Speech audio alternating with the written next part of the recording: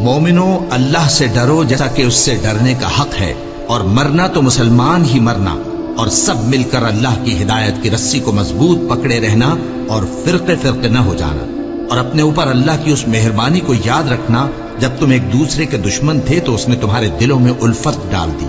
اور تم اس کی مہربانی سے بھائی بھائی ہو گئے، اور تم آگ کے گڑھے کے کنارے تک پہنچ چکے تھے تو اس نے تم کو اس سے بچا لیا۔ اس طرح اللہ تم کو اپنی آیتیں کھول کھول کر سناتا ہے تاکہ تم راہ راست پر رہو۔ جن لوگوں نے اپنے دین کے حصے بکھرے کر لیے اور خود بھی کئی کئی فرقے ہو گئے، ان سے تم کو کچھ کام نہیں، ان کا کام اللہ کے حوالے،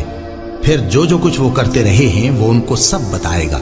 اور نہ ان لوگوں میں ہونا جنہوں نے اپنے دین کو ٹکڑے ٹکڑے کر دیا اور خود بھی فرقے فرقے ہو گئے۔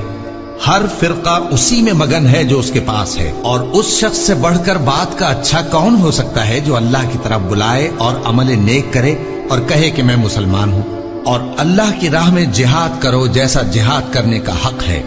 اس نے تم کو منتخب کیا ہے اور تم پر دین کی کسی بات میں تنگی نہیں کی، اور تمہارے لیے تمہارے باپ ابراہیم کا دین پسند کیا، اسی اللہ نے پہلے یعنی پہلی کتابوں میں تمہارا نام مسلم رکھا تھا، اور اس کتاب میں بھی وہی نام رکھا ہے۔ تو جہاد کرو تاکہ پیغمبر تمہارے بارے میں گواہ ہوں اور تم لوگوں کے مقابلے میں گواہ رہو۔ سو مسلمانوں، نماز قائم کرو اور زکوٰۃ دو اور اللہ کے دین کی رسی کو پکڑے رہو، وہی تمہارا دوست ہے، سو وہ کیا خوب دوست ہے اور کیا خوب مددگار ہے۔ اور جو میری نصیحت سے منہ پھیرے گا اس کی زندگی تنگ ہو جائے گی، اور قیامت کو ہم اسے اندھا کر کے اٹھائیں گے۔ وہ کہے گا کہ میرے پروردگار، تو نے مجھے اندھا کر کے کیوں اٹھایا؟ میں تو دیکھتا بھالتا تھا۔